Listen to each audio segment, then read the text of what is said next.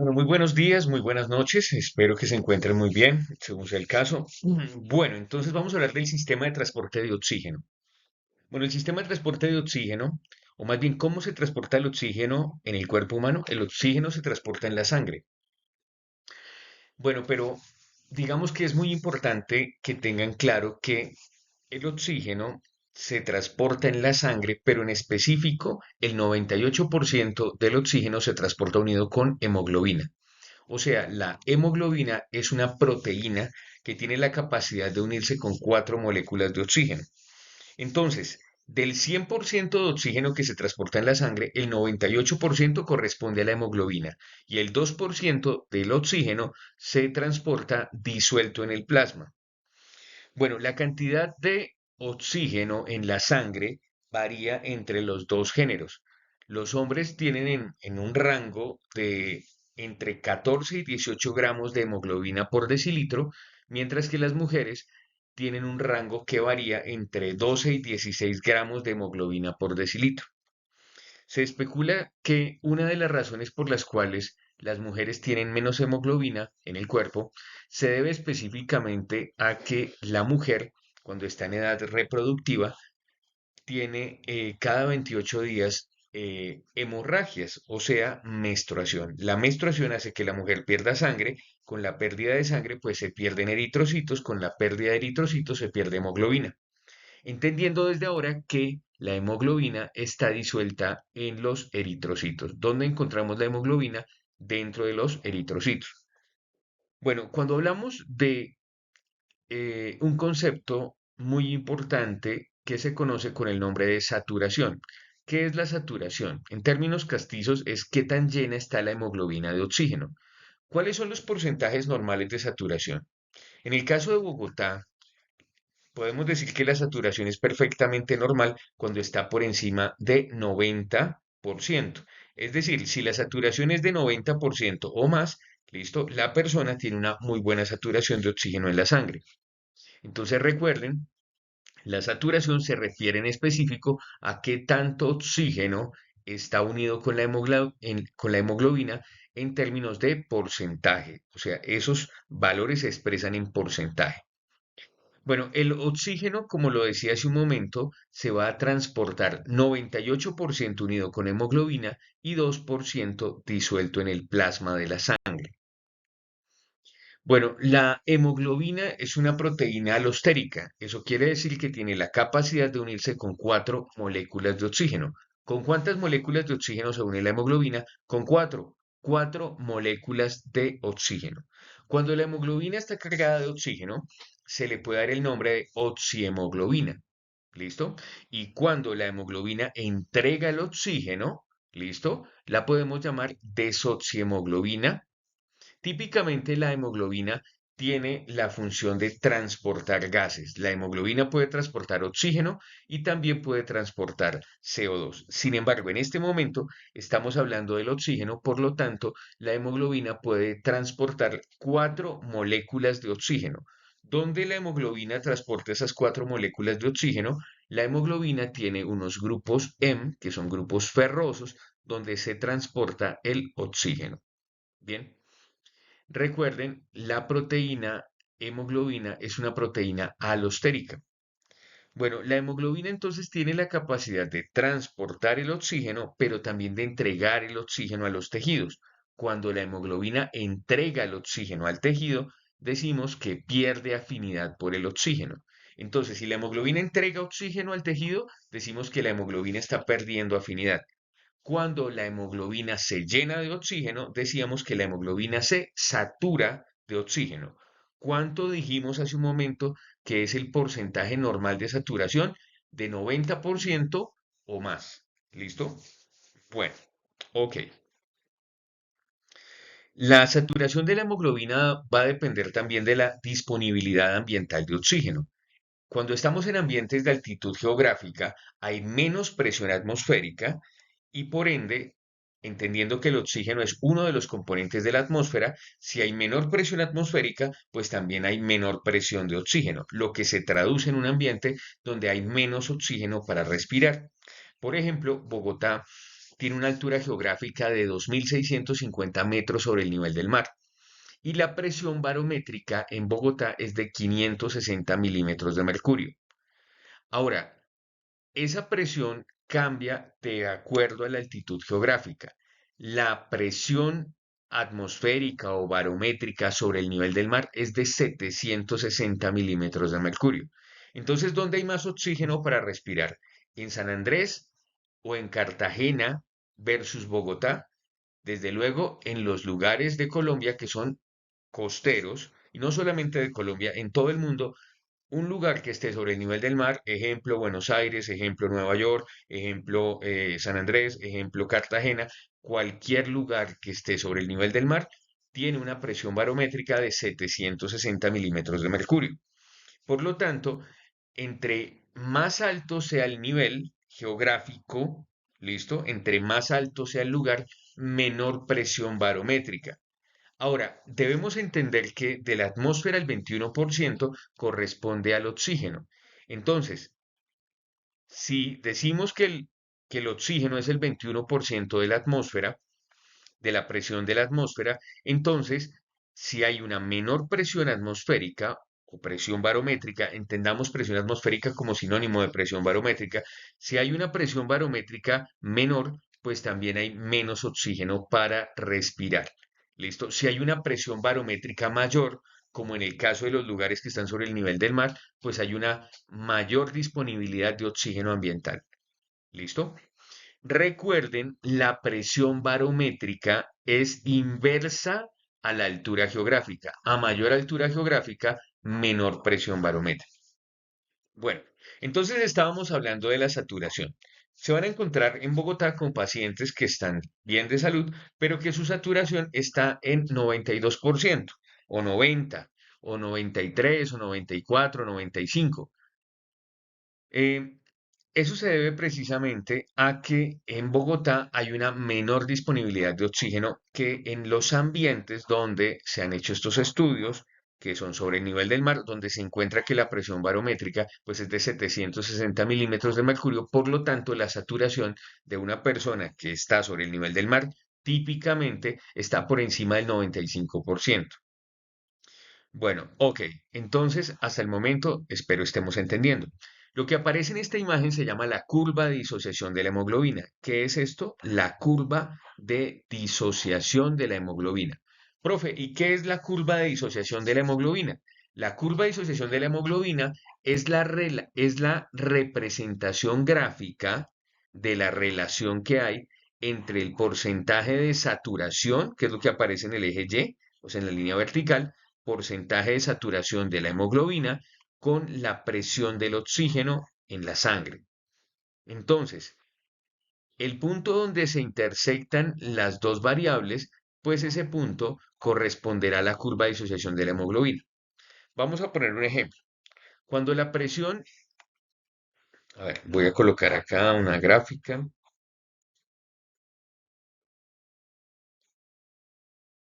Cuando la presión del oxígeno en la sangre es de 40 milímetros de mercurio, ¿listo?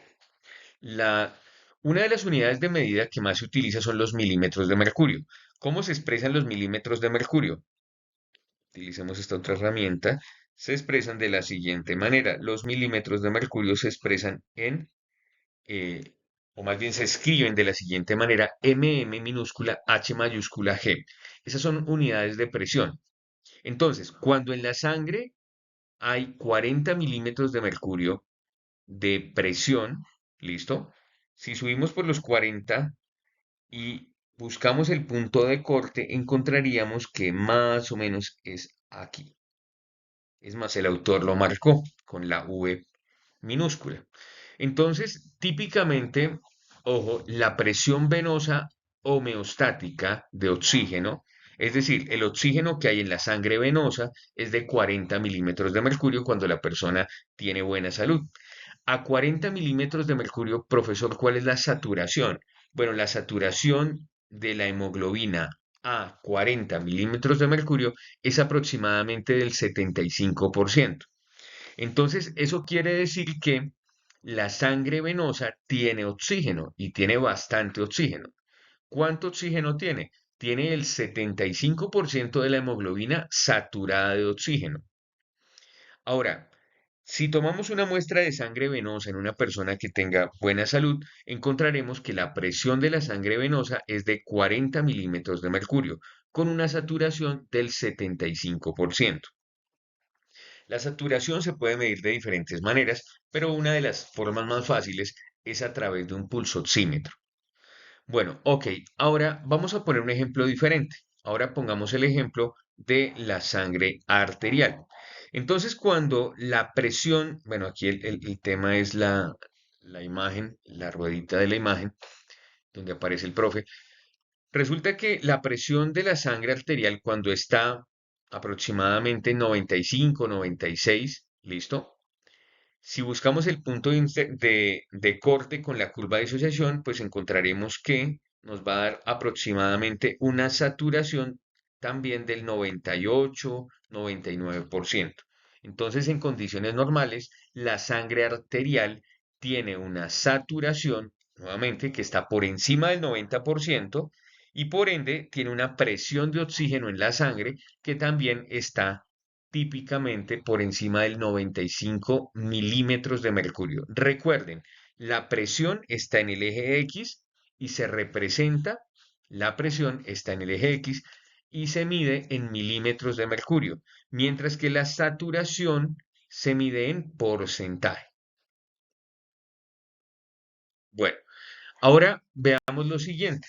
Resulta que vamos a comparar la curva de disociación de la hemoglobina de la madre versus la curva de disociación de la hemoglobina del feto.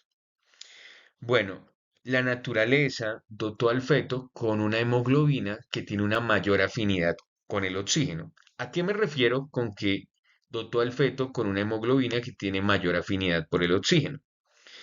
Vamos a poner un ejemplo. Con 40 milímetros de mercurio de presión en la sangre fetal, listo, 40, vamos a buscar el punto de corte, aproximadamente encontraremos que la saturación va a ser del 85%. Entonces, con 40 milímetros de mercurio de presión de oxígeno en la sangre fetal, vamos a encontrar que la saturación de la sangre fetal es aproximadamente del 85%. Ahora, en el caso de la sangre materna, listo, con los mismos 40 milímetros de mercurio, vamos a encontrar que la sangre materna tiene aproximadamente, listo, una saturación del 75%. Entonces, eso lo que nos muestra es que la hemoglobina fetal tiene una mayor afinidad por el oxígeno. Quiere decir que utiliza el oxígeno de una manera más eficiente. Con la misma presión se llena mucho más. Con la misma presión se satura mucho más. ¿Listo? Entendiendo saturación como sinónimo de llenado. Bueno, hasta ahí espero haber sido claro para todos ustedes. Ahora, recuerden que la sangre fetal y la sangre materna nunca se mezclan en condiciones de buena salud. Entonces, las sangres materna y fetal intercambian sustancias en un órgano llamado placenta, intercambian gases y nutrientes en la placenta, mas no se mezclan. Cuando se mezclan, si se mezclan las dos sangres, pues estaríamos ante una enfermedad, una eritroblastosis fetal o, bueno, muchas otras enfermedades autoinmunes que se pueden presentar. Pero en conclusión, tenemos que entender que la sangre fetal tiene menos oxígeno porque lo recibe a través de la placenta, pero su hemoglobina es muchísimo más eficiente. Bueno, ahora, ya entendimos que cuando la hemoglobina se llena de oxígeno, decimos que la hemoglobina se satura de oxígeno. Ahora, cuando la hemoglobina entrega el oxígeno, decimos que pierde afinidad por el oxígeno. Resulta que la hemoglobina debe entregar el oxígeno a los tejidos que lo necesitan. O sea, la hemoglobina solo entregará el oxígeno si el tejido necesita ese oxígeno. ¿Y cómo se sabe que el tejido necesita ese oxígeno? Bueno, el tejido debe cumplir cuatro condiciones para que la hemoglobina pierda afinidad por el oxígeno y se lo entregue. Esas cuatro condiciones se llaman efecto Bohr. ¿Qué es el efecto Bohr? El conjunto de condiciones que debe tener el tejido para que la hemoglobina le entregue el oxígeno. ¿Y esas condiciones cuáles son, profe? Bueno, la primera condición es que el tejido tiene que estar metabólicamente activo, es decir, el tejido debe estar caliente. Segundo, el tejido debe tener un alto nivel o alta producción de CO2. Recordemos que el CO2 se produce en las mitocondrias de los tejidos. Por lo tanto, cuando un tejido está metabólicamente activo, por ejemplo el tejido muscular, se está produciendo mucho CO2. O sea, típicamente un músculo que esté trabajando, entonces, ok, aumenta su temperatura, pero también aumenta la producción de CO2. Bueno, hasta ahí espero estar siendo claro para ustedes. Entonces, el efecto Bohr, lo repito, son el conjunto de condiciones necesarias para que la hemoglobina pierda afinidad por el oxígeno, para que la hemoglobina le entregue oxígeno al tejido. Entonces, el tejido debe estar caliente, debe tener altos niveles de CO2, debe producir una sustancia que se llama 2,3 dPg y también debe estar ácido. Entonces, un tejido que está metabólicamente activo, como pudiera ser el tejido muscular, siempre tiene niveles muy altos de CO2, siempre produce 2,3 dPg y también produce, o más bien va a generar que el tejido sea ácido, que el pH del tejido disminuya. Cuando se cumplen esas condiciones, entonces la hemoglobina pierde afinidad por el oxígeno, es decir, entrega el oxígeno al tejido. Si el tejido no cumple estas condiciones, la hemoglobina no le entrega el oxígeno, por lo tanto no pierde afinidad y continúa con el oxígeno para entregarlo en otro tejido que sí lo necesite. Bueno, profe, ¿y qué significa 2,3 dPg? El 2,3 dPg es 2,3 difosfoglicerato. El difosfoglicerato es una sustancia que literalmente la producen los tejidos para estimular a la hemoglobina y que la hemoglobina les entregue el oxígeno. Es una comunicación química entre el tejido y la hemoglobina. Bueno, hasta ahí espero estar siendo claro para todos ustedes, apreciados estudiantes. Entonces podemos entender ya que la hemoglobina entrega el oxígeno y para que entregue ese oxígeno se necesitan ciertas condiciones que se conocen como el efecto Bohr. Bueno, entonces, la curva de disociación de la hemoglobina, que ya entendimos que es la relación entre la saturación y la presión del oxígeno en la sangre, esas curvas de disociación van a estar afectadas por diferentes factores. Por ejemplo, en condiciones de homeostasis, es decir, de funcionamiento normal, es la línea negra. Esta línea negra representa el funcionamiento normal, pero, pero, bajo ciertas condiciones específicas, la sangre se puede volver ácida o se puede volver alcalina.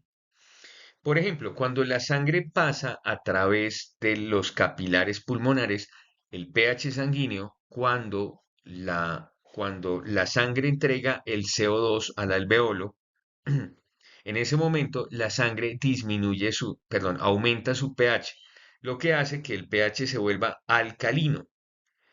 Cuando el pH se vuelve alcalino, entonces la sangre aumenta, aumenta su afinidad por el oxígeno, o sea, se une de una manera más eficiente con el oxígeno cuando el pH tiende a ser alcalino.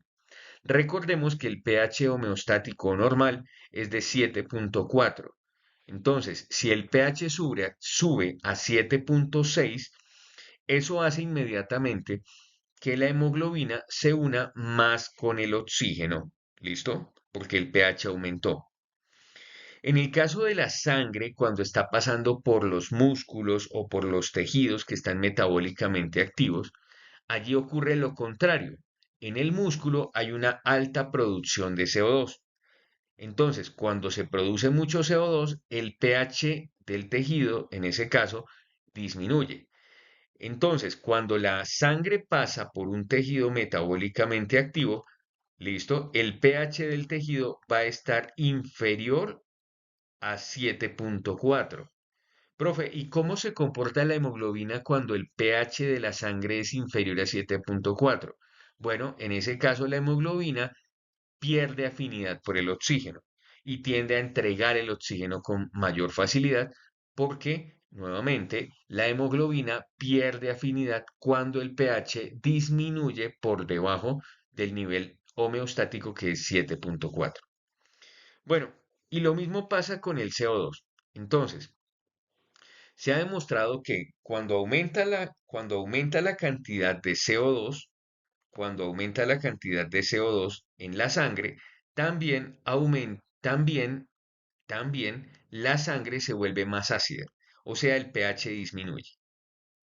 ¿Listo? Entonces, si se está acumulando CO2 en la sangre o en el tejido, esa acumulación causa una mayor acidez y la acidez se verifica a través del pH. Entonces, a mayor, a mayor producción de CO2, menor pH.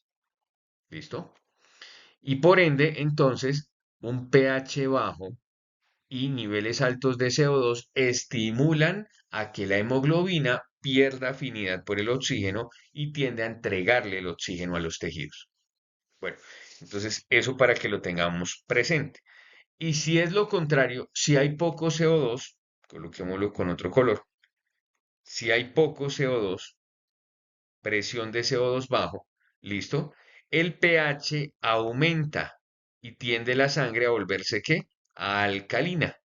Por lo tanto, ahí es cuando la sangre tiene mayor afinidad, quiere decir, se une mejor con el oxígeno. Recuerden, si gana afinidad, se une mejor, se satura más. Si pierde afinidad, quiere decir que entrega la hemoglobina el oxígeno a los tejidos. Bueno, hasta ahí espero estar siendo claro. He procurado ir a un ritmo más bien lento para dar tiempo al análisis de la información que les estoy impartiendo. Bueno, vamos a continuar. Bien, las presiones del oxígeno son diferentes de acuerdo, digamos que esto que les estoy mostrando se llama la cascada de presiones del oxígeno. Bueno, las presiones del oxígeno cambian dependiendo de la vía aérea, de la zona de la vía aérea, pero también dependiendo del ambiente. Bueno, la presión del aire en general se llama presión barométrica, que es la misma presión atmosférica. Entonces, la presión barométrica es la presión del aire. Pero del aire, de todo el aire, a ver, el profe está moviendo el aire, listo, de todo el aire, listo. ¿Cuánto corresponde al oxígeno? Apenas el 21%. Entonces, el 21% de la presión del aire corresponde al oxígeno. Ahora, cuando el oxígeno llega a la tráquea, la presión del oxígeno cambia. ¿Listo? Y eso se conoce como FiO2, que es la presión, la fracción inspirada de oxígeno. Esa es la FiO2. Acá estamos viendo la inspiración. La presión del oxígeno en el alveolo cambia también. ¿Listo? Porque el aire, en este caso el oxígeno, tiene que entrar hasta, o sea, a través de la vía aérea, hasta el alveolo.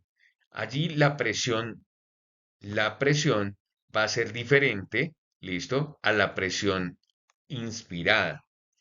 Entonces vamos a ver eso un poco con más detalle a medida que vamos avanzando en la clase. Pero por ahora simplemente les diré que una cosa es la presión, o sea, hay que diferenciar la fracción inspirada de oxígeno, que es la presión del oxígeno en la tráquea, la presión del oxígeno en los alveolos, la presión del oxígeno en la sangre arterial y la presión del oxígeno en la sangre venosa. Y conociendo estas presiones también se puede determinar cuánto fue el consumo de oxígeno a través de algo que se llama la diferencia arteriovenosa de oxígeno. Entonces, ¿qué es esto, apreciados estudiantes? Pues muy sencillo, es o son se conoce como la cascada de presiones del oxígeno. Y es entender que la presión del oxígeno cambia de acuerdo a la región del cuerpo de la cual estemos hablando. Una cosa es la presión del oxígeno en la tráquea, FiO2, otra cosa es la presión del oxígeno en el alveolo, ¿listo? Presión alveolar de oxígeno. Otra cosa diferente es la presión arterial del oxígeno y otra cosa diferente es la presión venosa del oxígeno. Bueno, entonces, típicamente esas presiones se pueden calcular a través de fórmulas. Lo primero que hay que aprenderse es la nomenclatura. Profe, pero ¿qué es la nomenclatura? La nomenclatura, ¿listo? Es la forma abreviada de escribir las cosas. Por ejemplo, presión barométrica, PB. Presión parcial de oxígeno. Ya sabemos que es el 21% de la atmósfera. Entonces, presión parcial del oxígeno se representa con la sigla P mayúscula, P minúscula o 2. ¿Listo? P mayúscula, P minúscula o 2. Bueno, esa es la presión parcial del oxígeno.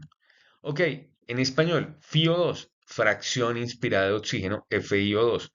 En inglés, PiO2, porque fraction en inglés se escribe con P al inicio. Listo, seguimos. pH2O, presión de vapor de agua. PA mayúscula, ojo, hago énfasis, A mayúscula. PA mayúscula significa presión alveolar de oxígeno. Y PA minúscula significa presión arterial del oxígeno. Después nos encontramos con la presión venosa de oxígeno. Usemos algo de color azul para recordar que es venoso. ¿Listo? Y por último, el shunt. Profe, ¿qué es el shunt? Es la mezcla de sangre venosa con sangre arterial.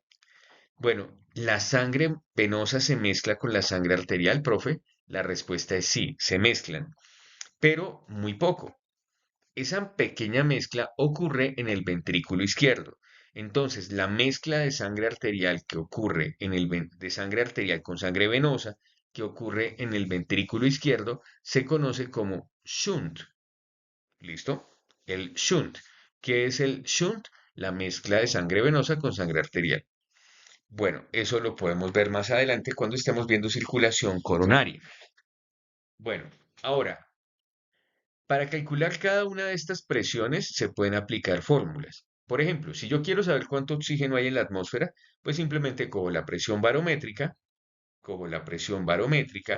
y a la presión barométrica le saco el 21%. Esta es una forma abreviada. Presión barométrica por 0.21. Hagamos ejemplos. La presión barométrica en Bogotá es de 560.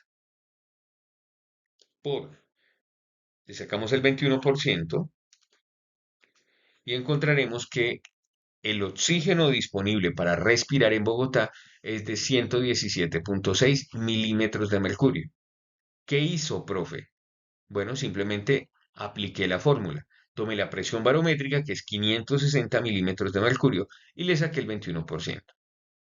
Si yo quiero saber cuál es la presión del oxígeno, o sea, la presión parcial de oxígeno, en un lugar como Nueva York, que está sobre el nivel del mar, pues simplemente tomo presión barométrica 760 y le saco el 21%. Bueno, la presión del oxígeno en Nueva York o en San Andrés Islas o en cualquier lugar que esté sobre el nivel del mar es de 159,6. Entonces fíjese que así se puede calcular la presión del oxígeno en el ambiente. Bueno, acá hay otras fórmulas, por ejemplo, la fórmula para calcular la fracción inspirada de oxígeno, o sea, el oxígeno que se inspiró y logró llegar a la tráquea.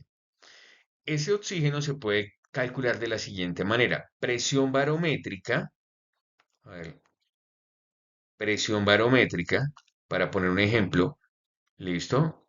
760, digamos que es una persona que está en Nueva York, 760 o que está en San Andrés, menos la presión de vapor de agua. La presión de vapor de agua es la presión que tiene el agua a la temperatura de nuestro cuerpo. Es decir, la presión de vapor de agua es una constante porque nuestra temperatura corporal también es constante en condiciones de buena salud. ¿Cuál es la temperatura corporal normal? 37 grados. ¿Listo? Ahora, ¿cuánto es la presión del vapor de agua a 37 grados, 47 milímetros de mercurio. Entonces, 760 menos 47, eso nos da 713. Y a eso le sacamos el 21%. Y nos va a arrojar que la CO2 o fracción inspirada de oxígeno, listo, en un lugar que sea sobre el nivel del mar es de 149,7. Bueno, después vamos a encontrar algo que se llama la presión alveolar, A mayúscula. La presión alveolar del oxígeno, la presión alveolar del oxígeno se puede también calcular. ¿Y cómo se calcula, profe? Bueno, muy fácil. Se toma, listo, la presión barométrica, nuevamente, digamos 760, menos la presión de vapor de agua,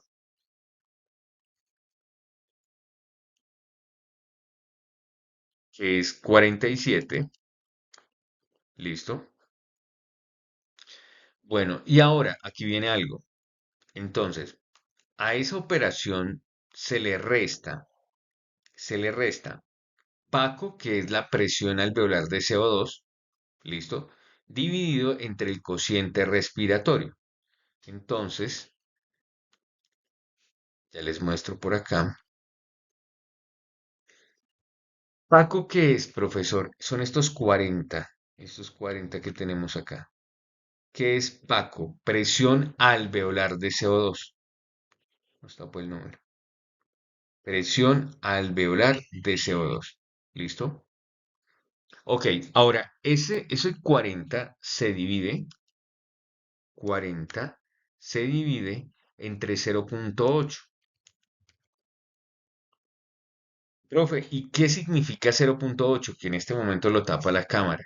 ¿Listo? 0,8 es el cociente respiratorio o también se le puede llamar índice de intercambio respiratorio. Ya se lo voy a explicar más adelante. Por ahora es una constante.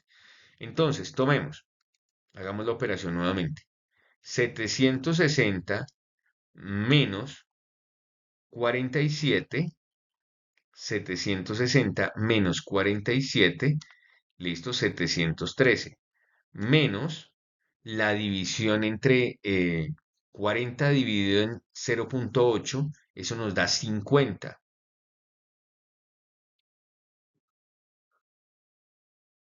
¿listo?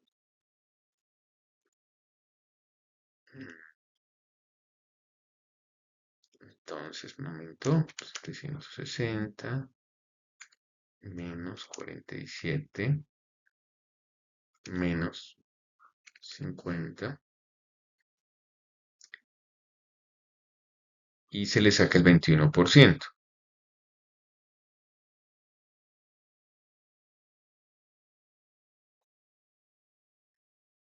Mm, no, la operación no me dio bien, pero hacemos la revisión de la operación el, cuando estemos con el Excel, ¿listo?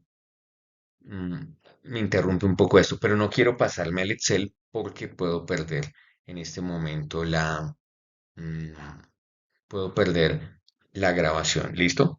Bueno, entonces por ahora dejemos así la presión alveolar. Profe, ¿cuánto es la presión alveolar? ¿Listo? Pues, ok, yo ya me la sé de memoria y es de 100 milímetros de mercurio sobre el nivel del mar.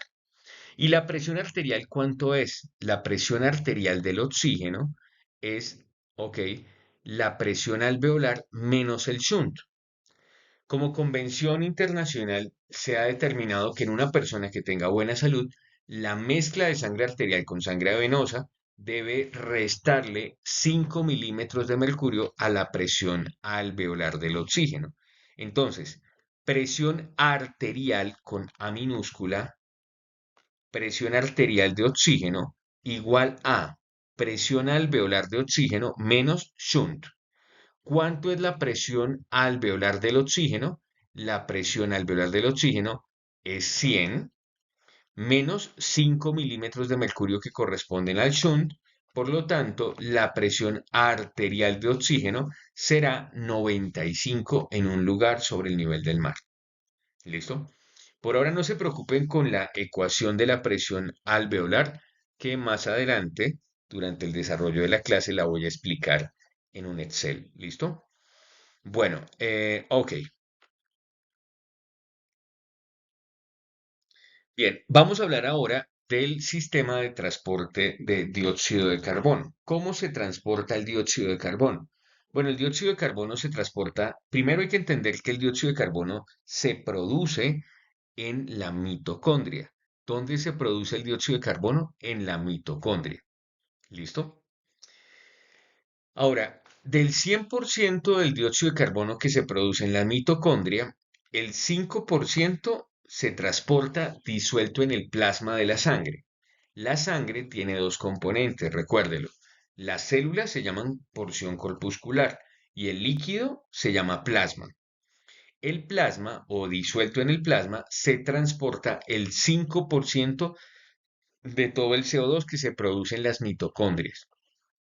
Recuerden, para siempre, ¿dónde se produce el CO2? En la mitocondria. Bueno, profe, ahora, el 25% del CO2 se transporta unido con hemoglobina, formando algo que se llama carboxihemoglobina. O sea, CO2 unido con hemoglobina forma carboxihemoglobina. ¿Cuánto CO2 se transporta unido con hemoglobina? El 25%. Entonces, 5% disuelto en el plasma y 25% unido con hemoglobina. Recordemos que ¿quién produce el CO2? Las mitocondrias de los tejidos. Entonces, cuando la sangre llega al tejido, entrega oxígeno y el tejido le entrega el CO2. Y ese CO2 que le entregó el tejido, ¿listo? Ese CO2 que le entregó el tejido se transportará de la siguiente manera. 5% disuelto en el plasma, 25% unido con hemoglobina y 70% en forma de ion bicarbonato. Así se transporta el dióxido de carbono. Ya voy a explicar cómo funcionan esas transformaciones bioquímicas que permiten específicamente el transporte en forma de ion bicarbonato. Bueno, ok, para poderlo entender, para poderlo entender, lo voy a explicar también en una gráfica.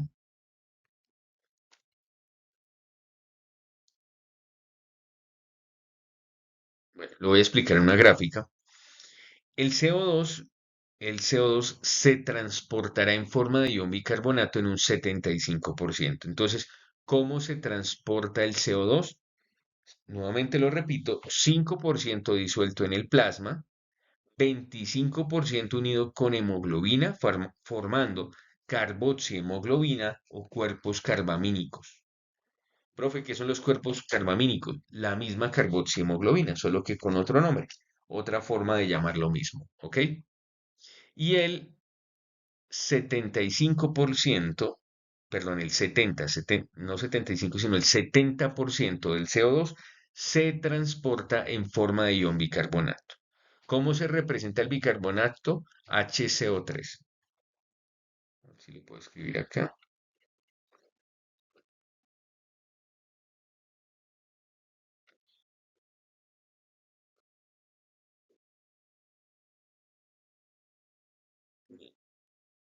Ok.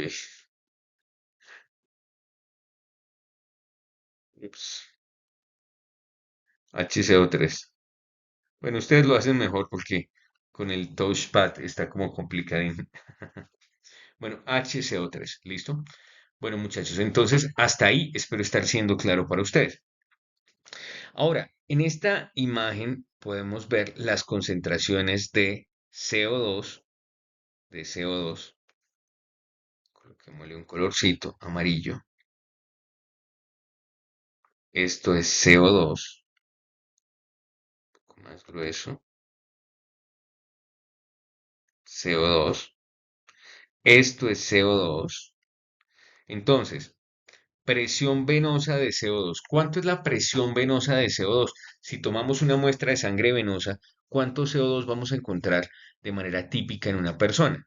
Vamos a encontrar 45 milímetros de mercurio. ¿Listo? 45 milímetros de mercurio es lo que vamos a encontrar de presión venosa de CO2. ¿Listo? Ahora, ¿cuánto será la presión alveolar de CO2? Paco con A mayúscula, P, A mayúscula, CO2. La presión de CO2 en el alveolo es de 40. Entonces, ojo con lo siguiente.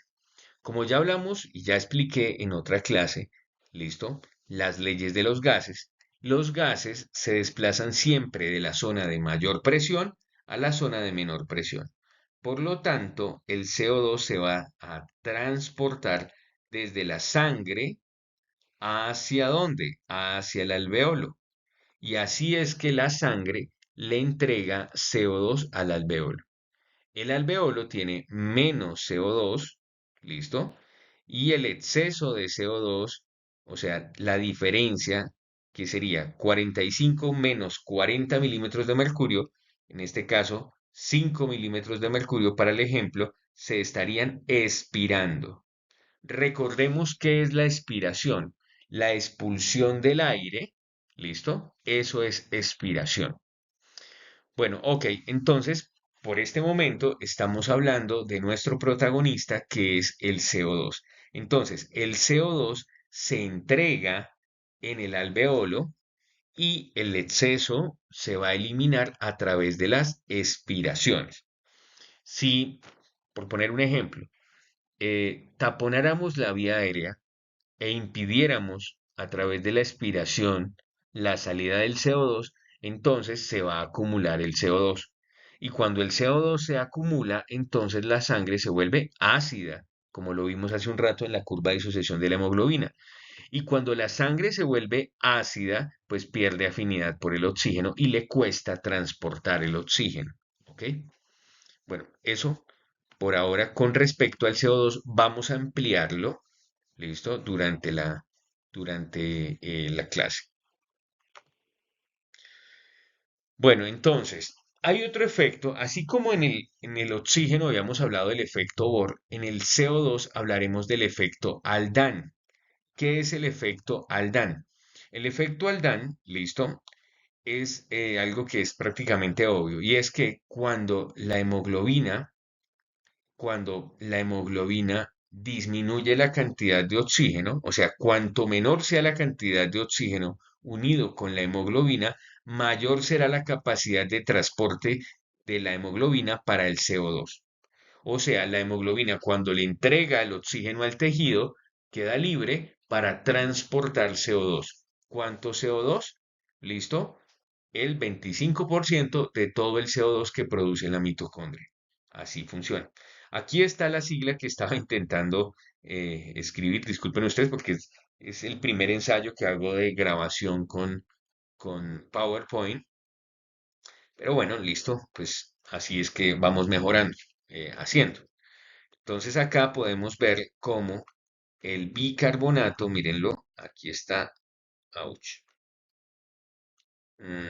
Incluso, por ejemplo, quiero devolverme si poseo problemas. Bueno, el bicarbonato es HCO3, HCO3. Así como les digo, pues es la primera grabación. Por favor, tengan un poquito de paciencia. Pero no se preocupen, cualquier cosa voy a continuar ampliando esto durante el desarrollo de la clase. Bueno, ahora quiero comentar lo siguiente. Cuando el CO2 se acumula en la sangre arterial, a eso se le conoce como hipercapnia. La acumulación de CO2 en la sangre es la hipercapnia. Bueno, ¿cuál es el nivel homeostático o normal de CO2 en la sangre? En sangre venosa debe ser de 45, en sangre arterial debe ser de 40. Ese es el nivel homeostático. Pero, ¿qué pasa si una persona, por ejemplo, está practicando descenso submarino o apnea, así se llama? Y entonces digamos que esta persona está bajo el agua y está aguantando la respiración, para que usted entienda. Entonces llega un momento en el cual, si esta persona no sale a la superficie a respirar, se va acumulando progresivamente el CO2. Y cuando el CO2 se va acumulando, entonces, ojo, el CO2 en sangre arterial normal es de 40, pero si la persona no ventila, porque está haciendo apnea, entonces poco a poco se va acumulando. Cuando se acumula el CO2, listo, y alcanza 50 milímetros de mercurio o más, en ese momento se activa el reflejo inspiratorio. Y cuando se activa el reflejo inspiratorio, sí o sí la persona inspira. Y si la persona inspira y está bajo el agua, pues obviamente, ¿qué va a pasar? Se va a ahogar. ¿Por qué? Porque es un reflejo, no lo puede controlar y al inspirar, pues está bajo el agua, pues literalmente ingresa líquido a la vía aérea y la persona fallece. Ahora, los niveles de CO2 en la sangre deben ser normales. No puede haber mucho CO2, pero tampoco muy poco. ¿Qué pasa si una persona, por ejemplo, disminuye la cantidad de CO2 que tiene en la sangre? Bueno, se va a ocasionar un síncope por hipocapnia. El exceso de CO2 se llama hipercapnia y la disminución de CO2 en la sangre arterial se llama hipocapnia. ¿Qué puede causar una hipocapnia? ¿Qué puede causar que disminuya la concentración de CO2 en la sangre arterial? Bueno, eso puede ser ocasionado por una hiperventilación. Profe, ¿y qué es una hiperventilación? Es el aumento exagerado de la frecuencia ventilatoria que disminuye la cantidad de CO2 en la sangre arterial. Lo normal es que haya 40 milímetros de mercurio, pero si disminuye de manera, o sea, y, bueno, si disminuye la cantidad de CO2 en la sangre arterial, se va a ocasionar un síncope, o sea, la pérdida del estado de conciencia. La persona se desmaya en términos claros, ¿ok? Un ejemplo de esto es, no sé si han visto ustedes videos de personas en montañas rusas tremendas en los Estados Unidos o en otros países, donde hay eh, montañas rusas muy altas y digamos que esta persona de mi ejemplo es una persona que le teme a las alturas. Cuando una persona tiene esas características, entonces digamos que quiere mostrarse valiente, él o ella, ¿listo? Hace la fila para subir a la montaña rusa y entonces empieza poco a poco a aumentar la frecuencia ventilatoria.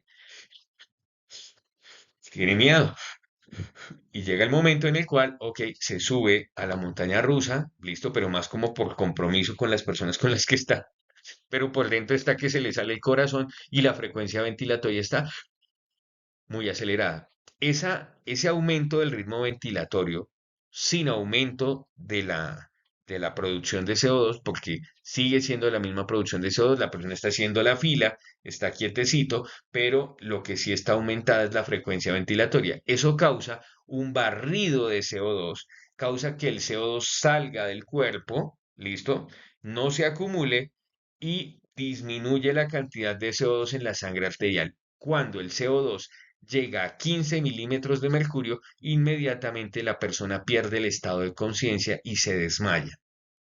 Entonces, ¿se desmayó del miedo? No, se desmayó de la hipocapnia.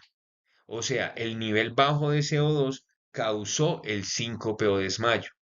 Otro ejemplo, una persona está en una situación difícil, digamos que está en un sepelio, un familiar falleció y ha estado llorando y ha estado sollozando. El sollozo, listo, ese movimiento ventilatorio lleva a que la persona poco a poco vaya perdiendo CO2, al punto que cuando aumenta el llanto y aumenta el sollozo, listo, puede que la persona entre en hipocapnia y se desmaye. Se desmayó de la impresión, dicen algunos, cuando el cajón del difunto va a la tierra o cuando el cajón avanza hacia el crematorio. En realidad se desmayó de la impresión, no, se desmayó de la hipocapnia ocasionada por esa hiperventilación. ¿Ok? Bueno, entonces, nuevamente, en términos normales homeostáticos, la ventilación debe estar el nivel de CO2 en una ventilación normal debe estar en 40 milímetros de mercurio. 40 milímetros de mercurio. Como les digo, tranquilos, durante el desarrollo de la clase vamos a ampliar más esta información. Bien, y ya para ir acercándonos al final de esta hora de explicación a través del video, hablaremos del cociente respiratorio. Bueno, ¿qué es el cociente respiratorio? El cociente respiratorio es la división de la producción de CO2 dividido entre el consumo de oxígeno. Profe, ¿qué significa VO2? VO2 significa consumo de oxígeno. Entonces, tomar la cifra de producción de CO2 y dividirla entre el consumo de oxígeno nos va a permitir conocer el cociente respiratorio. Bueno, ¿y eso para qué? Escuchen con atención. Resulta que a partir de los trabajos de Lavoisier, de Laplance y de otros, Renault, listo, diferentes fisiólogos, científicos, Lavoisier fue el padre de la química, bien, bueno, se le considera el padre de la química, pero fue uno de los hombres que describió lo que hoy en día llamamos el oxígeno. Entonces, en conclusión, si nosotros sabemos cuánto CO2 produce un ser vivo, ya sea un ser humano o ya sea un animal, listo, y sabemos cuánto oxígeno consume ese ser vivo, podemos hacer estos cálculos. Resulta que se han hecho diferentes investigaciones, inicialmente con modelos animal, o sea, con ratones, con cobayos o conejillos de Indias, también se les llama, administrándoles cierto tipo de alimentos. Y por ejemplo, se encontró que cuando los ratoncitos se alimentaban únicamente con carbohidrato, entonces el cociente respiratorio, es decir, el resultado de esta división era uno, el número uno. Si el cociente respiratorio, es decir, si la respuesta a esta división era o es 0,7, eso indica, ¿listo? Que el sujeto está usando como fuente de energía para producir ATP los lípidos, las grasas. Y en la dieta mixta, digamos que si se alimentó el ratoncito con carbohidratos, lípidos y proteínas, que son los macronutrientes, eso es una dieta mixta, digamos que se le administró los tres nutrientes básicos, carbohidratos, lípidos y proteínas, se encontró que el cociente respiratorio es de 0,82. Por eso los matemáticos que desarrollaron la ecuación de la presión alveolar del oxígeno usaron la, el cociente respiratorio para dividir la presión alveolar de CO2. Eso lo voy a explicar de ser necesario eh, en un Excel. Entonces, ok, estamos viendo que el cociente respiratorio nos permite inferir cuál es el sustrato energético o el macronutriente que está utilizando de forma predominante nuestro paciente. Ahora, en la actualidad, las máquinas, los ventiladores y los calorímetros, que son otros instrumentos de medición, pueden medir la producción de CO2 de un paciente o de un sujeto experimental.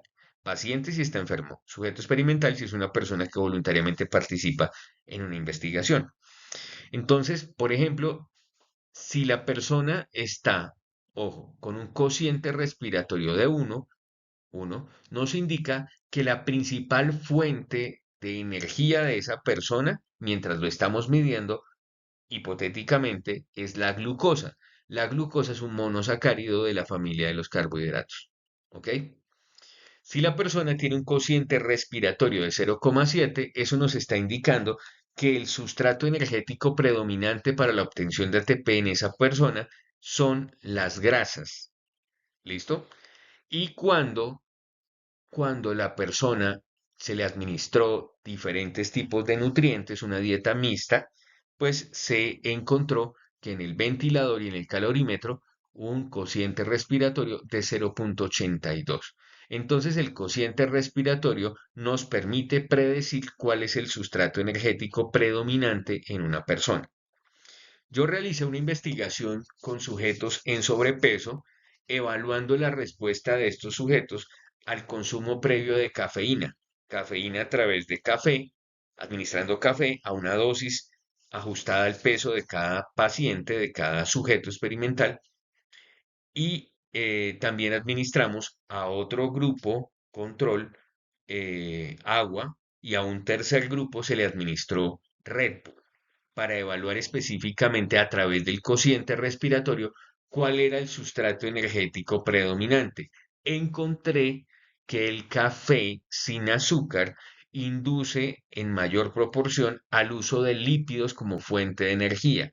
¿Y cómo lo demostré en la investigación?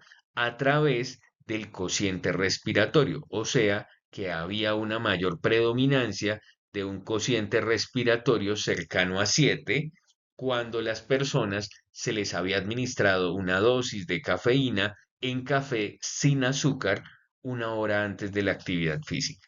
Entonces, fíjese que esto tiene aplicaciones científicas como la que acabo de explicar, pero también se puede utilizar para evaluar sujetos. ¿Listo? Resulta que hay algo que se llaman las pruebas de esfuerzo. Las pruebas de esfuerzo buscan medir el consumo de oxígeno de los deportistas o de una persona que simplemente es interesada en conocer su consumo de oxígeno. Ahora, lo que se ha encontrado es que cuando las personas llegan al punto de fatiga, listo, ocurre algo bien interesante y es que el cociente respiratorio, listo, supera 1. El cociente respiratorio empieza a subir por encima de 1, 1.1, 1.2, 1.3, ¿listo? Y eso indica, muchachos, que hay una acumulación, o sea, un exceso en la producción de CO2. Y recuerden, si hay un exceso en la producción de CO2, también hay una acumulación de hidrogeniones que causa acidez en la sangre. Por lo tanto, los cocientes respiratorios por encima de 1 indican acidosis respiratoria, así se llama acidosis respiratoria.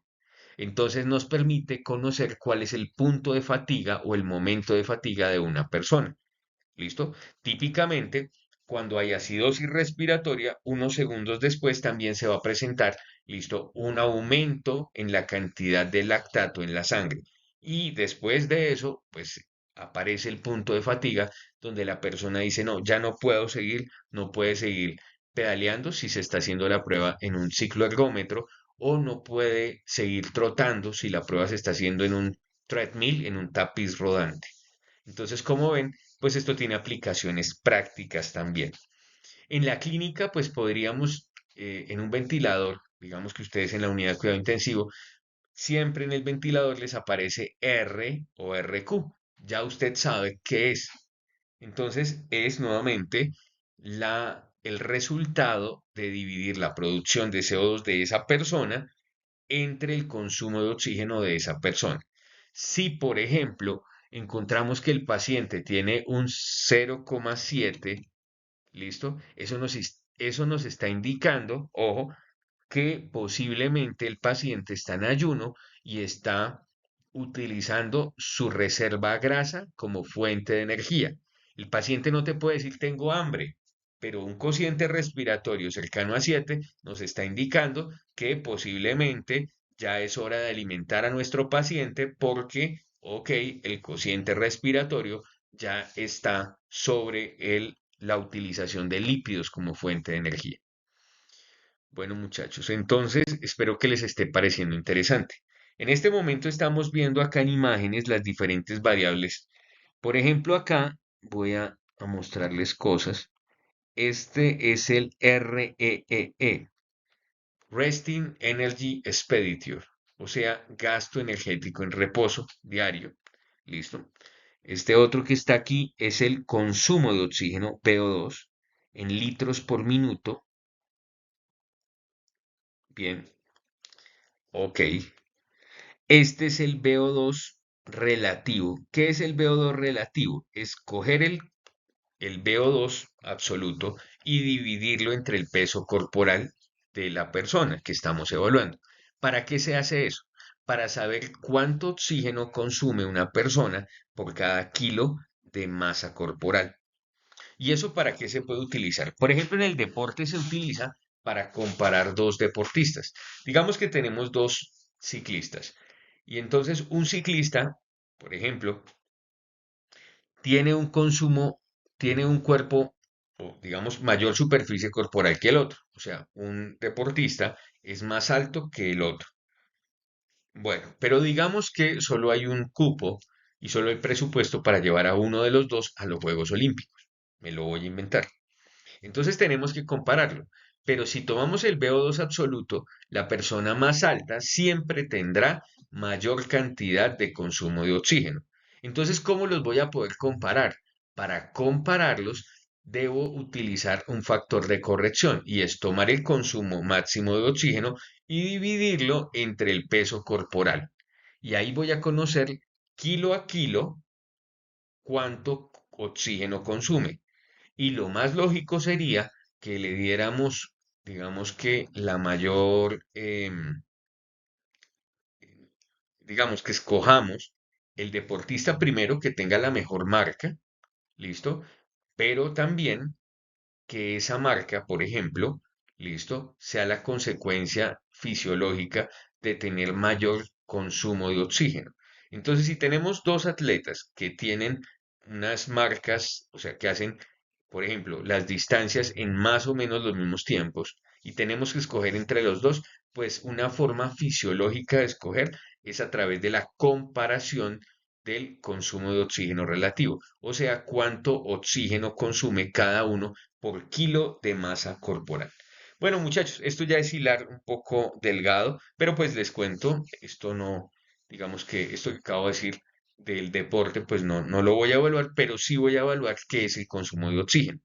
Después encontramos acá la FiO2, medida, no calculada, medida, el RQ, cociente respiratorio, por ejemplo, en este caso vemos que es de 0,90. Esto nos indica que hay una dieta mixta para producir ATP con mayor tendencia hacia los carbohidratos.